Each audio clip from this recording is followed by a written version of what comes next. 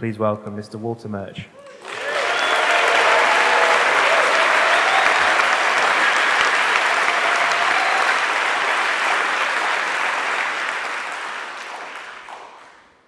On THX1138, you're credited as sound montage. And I wondered if you could maybe explain how you came up with that, how that credit was devised and what it means. Yeah, I also was the co-scriptwriter on the film, but there's a peculiarity about the English language, which is that we talk about film editing and sound editing, and that really does not describe accurately what it is that we do, because we think an editor is like a text editor. So the French word montage, which means to build rather than to cut down, which is what editing implies, is more accurate. So for philosophical reasons, I gravitated towards montage. Also, I was very influenced in the early 1950s by the French musique concrète school, who were people experimenting in the early years of the tape recorder. The idea that you could take ordinary humble sounds and treat them as instrumentation and build music, even quasi-symphonic music, out of the ordinary sounds that we hear every day. The other more practical reason was that I was not in any film union at the time, and so if I said film editor or sound editor, that would trigger all kinds of repercussions. So sound montage was vague enough that we flew under the radar. Was it? I can't say for certain, but was it one of the first times that credit was ever used on a film? Do you know? Well, montage in the 1930s was what meant a section of films of lots of visual effects in it, like the earthquake montage in Earthquake would have been a montage. But speaking of firsts, and musique concrète, there's a sound maybe halfway through the film, which is a repeated squeak. And it's a scene after THX, Robert Duvall, and Sartre, I think the black guy. His name will come to me in a second. Dom Pedro Colley. Dom Pedro Colley. And they are in a small room, having escaped from whoever is pursuing them. And the scene begins with a close-up of a little machine turning slowly, and then it widens out, and the rest of the scene plays, but with this machine still in the background. And so I needed a sound for that machine, and I thought, well, because I was so influenced by musique concrète, I'll steal a sound from one of their albums and make a loop out of it, a particular nice squeak from a piece by Pierre Henry, who did a composition called Sonata for a Door and a Sigh. So it was a squeaking door and a woman sighing over and over again. And so I took one of the best squeaks and made a loop out of it, and then synced it up with this machine. Can I just quickly interrupt and ask, what do you mean by best squeak? Well, it had the most achingly evocative arc to it. It wasn't, it was, so it had a lovely profile to it. And I put it in the film. And we finished the film. The film ran at Cannes in the Alternative Festival there, and it had a long run subsequently in Paris. Somebody must have told Pierre Henry that they should go see this film because it had some interesting sounds in it. He sat down, and halfway through the film, his hair stood on end because that's my squeak. And subsequently, a letter appeared in my inbox that said, "You are being sued by whatever the record company, Polygram or something, and the implication was that my nascent career was going down in flames. Did you do this? And I had to confess, yes, I did it, but I did it out of love and as a tribute, an homage, and I sent that letter back and thought, well, that's it. But it all got settled somehow. I think they determined that I had modified the context enough that and it was so short that whatever. But if anyone asks you what is the first time a sampling lawsuit was ever filed, that probably is it. Oh, 19. wow. Right, so there you go, trivia fans. Except it was all analog technology, no digital technology, but the principle is exactly the same. Well, I'd be interested to know, actually, when you actually were working on the sound montage for this film, I wondered if you could just describe what were the physical apparatus you had to work with?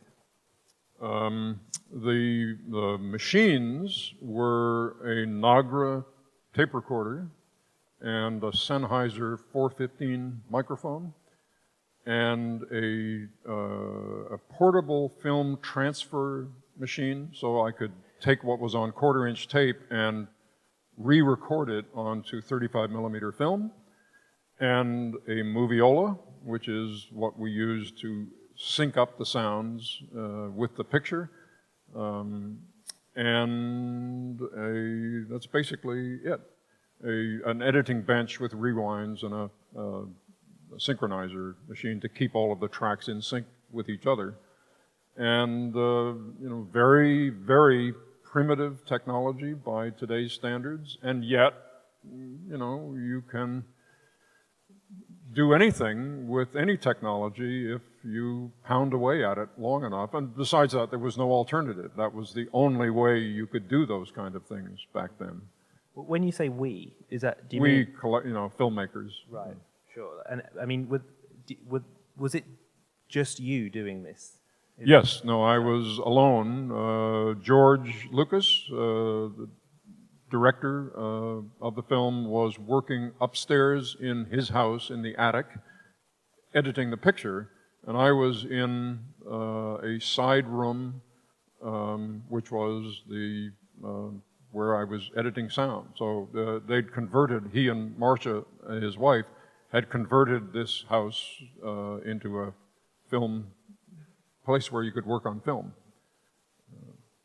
Well, I mean, so the beginning of this film, I don't want to sort of talk too much about the film, just in case I don't want to spoil it, but the first kind of 10, 15 minutes of the film, there is this extraordinary sound montage where there's these sounds coming from various sources. I guess I always want to call it a soundscape. It's kind of, it's pure kind of atmosphere that's built up. And I'd be really interested to know, was this a result of experimentation, or was this a result of conversations with George and other filmmakers on the team? Did you know this is what I'm aiming for, or was it a case of I'm going to do this and see what comes out? Yeah, I think more the second of that. I mean, I saw it as an opportunity to do for film the kind of things that my heroes, the Musique Concrète school, had done without any image. So I thought of the soundtrack as a kind of prolonged Musique Concrète composition that would occasionally find points of synchronization with what was going on with the image, but not necessarily, so that the image could be doing one thing and the sound could be off here doing something else. And because this was an imaginary world in the future, we were permitted to do that, so to speak, because the realities of the shooting were that it was mostly shot in real mid-20th century locations. The as yet unused underground system in San Francisco called BART, the tunnels and all of that. So the thing that mostly would propel it into an imaginary place in the future was the soundtrack, because you didn't certainly want to use the real sounds that came along with these real locations. So that idea of using this imaginary kind of tangential sound dovetailed with the aesthetics of the film. I don't think I could have done that kind of work if it was a film more based in present-day reality. I wonder if you had if there were any kind of cinematic influences to the work you're doing in sound, because, you know, it does, the sound work in this film, you know, for me, when I watch it, it makes me think of, you know, experimental film from that New York Underground in the 1960s, which is, you know. Yeah, I mean, I was influenced philosophically by people like John Cage and Terry Riley, composers who were very active at that time. There's a direct homage to Terry Riley in one of the trial scenes with these cascading loops of sounds, but more influenced by what was happening in music at the time rather than film. And no, it was just, this was kind of an outpouring of everything that I'd built up in my head since the age of 10, but putting into a film. Well, I mean, I wondered actually, because you co-wrote the film as well, and I mean, it's rather a bleak film, if you'd allow me to say. Sorry, spoiler. But I wondered where, you know, was this, how did the idea come about, and was it a reflection of how you were feeling at the time? Yeah, I mean, the original story was something that Matthew Robbins and I wrote as a student film project. And like all film students, we were doing multiple things at the same time, and then we got interested in another story, and we backburnered this story. And George had, who was at film school with us at the same time, had linked up with the Navy school. The Navy was putting military people through the film school at that time for the Signal Corps. And they had huge budgets, and they could use color film, and they were in another world as far as we were concerned. But George linked up with them somehow, and none of them had any idea of what to do creatively. They just wanted to learn how to thread a camera and, you know. And so George thought, well, I'll write something for them, for us all to shoot. And then he found out about this story, and he said, are you ever going to do that story? And we said, you can have it. What had your professors said about this story? Nothing. No. And he shot and did a wonderful job as a student film, that 15-minute film. And then when he linked up with Francis Coppola, that film had won some prizes, and Francis said, well, why don't you make a feature version of that little film? And so that's where it came from. But yeah, there was a sort of nascent, you know, the Cold War was very hot at that time, and people had just stopped exploding atomic bombs in the desert. And the beginnings of sort of ecological trouble had, Rachel Carson's book had come out 5 or 6 years earlier. So it was an extrapolation. It's actually very similar, I found out later, to a wonderful short story by E.M. Forster called The Machine Stops, which I would recommend reading, which he wrote in 1902 or something, but which is very prescient about a kind of internet-connected world, completely dependent upon the machine, which is the world, and could it ever stop? There were many influences. Obviously, Brave New World in 1984 and 2001 all kind of feed into it. It's interesting because I understand that the credit that you have, one of the credits you have prior to THX is working in the sound department for Gimme Shelter, the Maisel Brothers documentary. And it's interesting, those two films, because I mean, they really are the kind of death of Death of the 60s movies, Right. and it's interesting that you do them. Yeah, I did not work on the sound of Gimme Shelter. I was a cameraman on Gimme Shelter. Oh, right. The Maisleys brothers came into San Francisco. They came to Zoetrope and they said, "We want lots of cameramen to shoot the Altamont concert." We had gotten a 1,000-millimeter lens, big monster, for a series of particular shots in THX, some of the long lens tunnel shots. And we were interested in trying it out, so we said, well, we'll bring the 1,000-millimeter lens. And so George and I were on a hilltop way away from the concert, shooting what you could shoot with a 1,000-millimeter lens. So I didn't work on the sound, but I was there at the concert. They credited you as sound on the film. Well, it's wrong. Sorry. Yeah, I'd be interested to know. I read an interview with you from 1997, where you said that when you're kind of developing these ideas for sounds, that you kind of create a sound in your head, and then the process of actually doing it is trying to recreate that sound in real life. And I guess, I mean, firstly, I wondered, is that still true? And secondly, how close do you find that you get to the sounds in your head? Yeah, I mean, you have to start with some feeling about what you want to achieve, and then expose that feeling to the realities of the world and say, where could I possibly get something like this? And then you find something and then see if that modifies or improves your original idea. So it can be a spiral. I remember in this film, it's still a mystery to me, but it was the first discovery of this mystery, which was the two characters are coming out of the white prison that they've been in, and they suddenly find themselves in a hallway full of people, like a human river, a human sewer, really.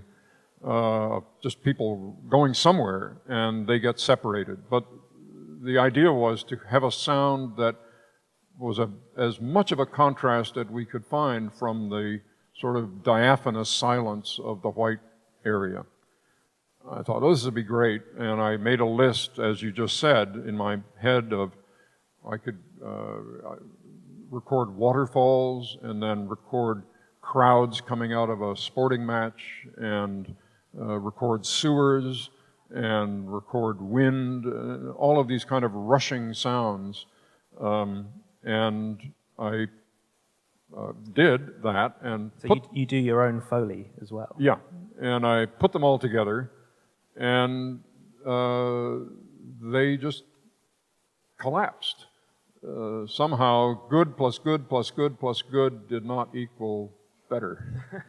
They were too similar with each other, and they fought against each other, and they had, I was looking at the meter, which was pinning. It was way too, and yet it didn't seem loud at all.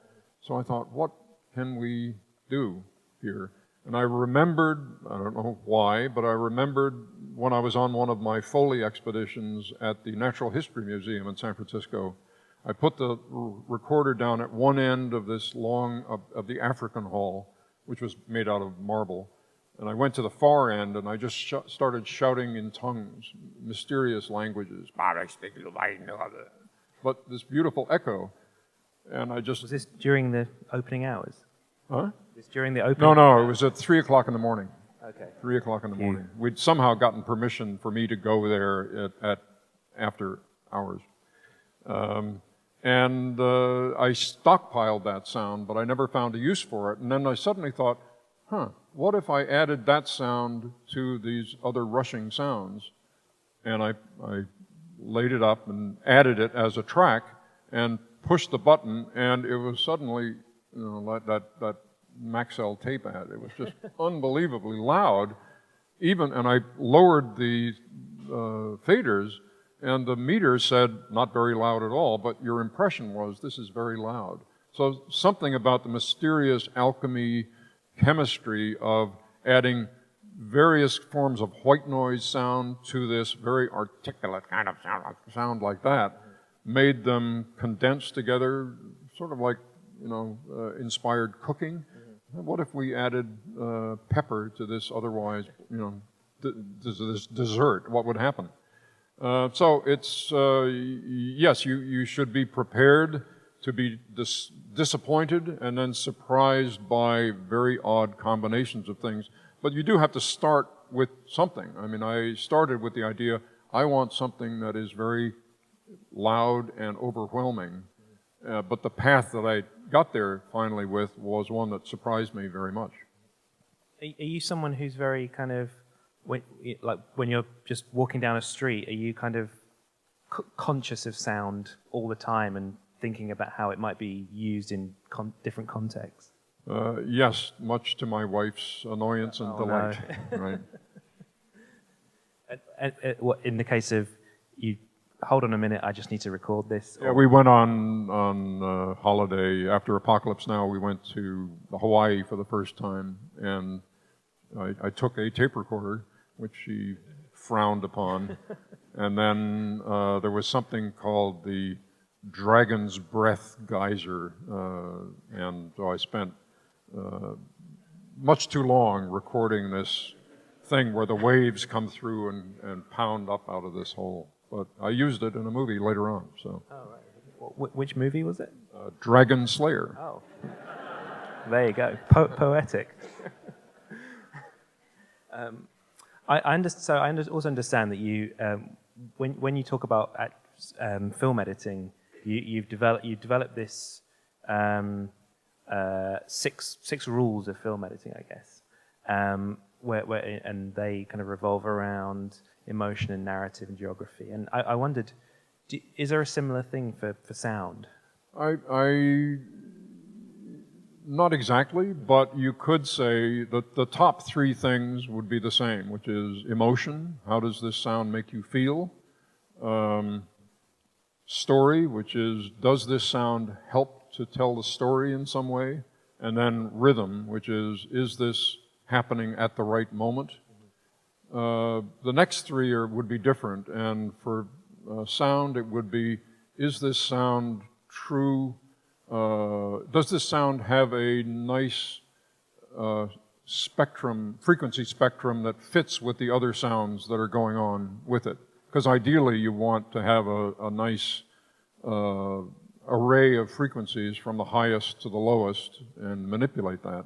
And then does the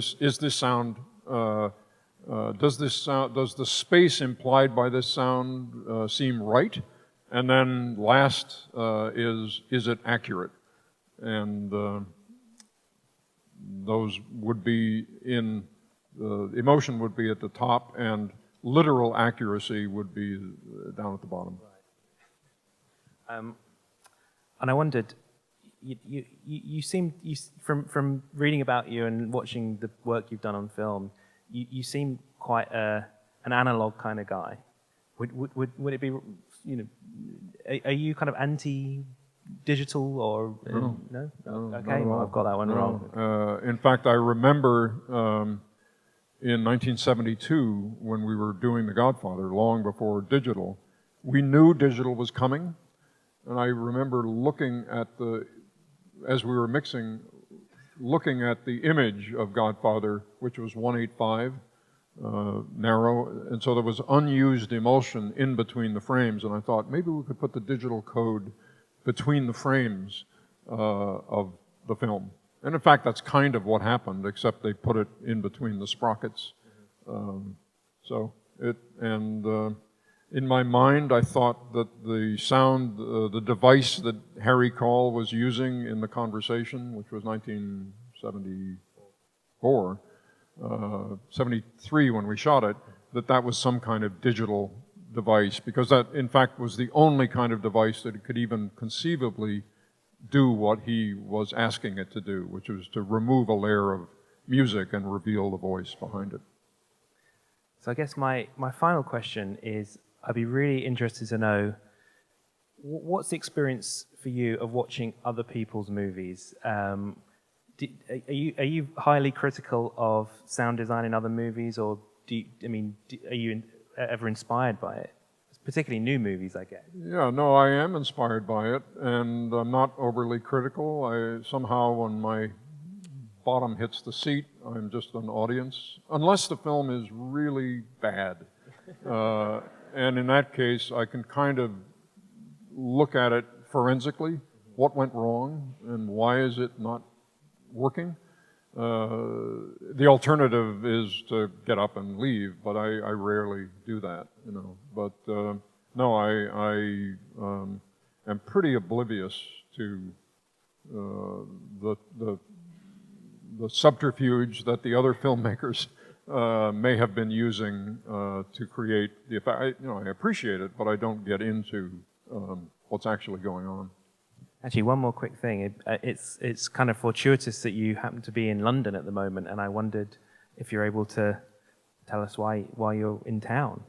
Yes, I'm editing. We're just setting up editing rooms. I'm editing a feature documentary about the CIA MI6-backed coup that erased the democratic government of Iran in 1953 and imposed the dictatorship of the Shah.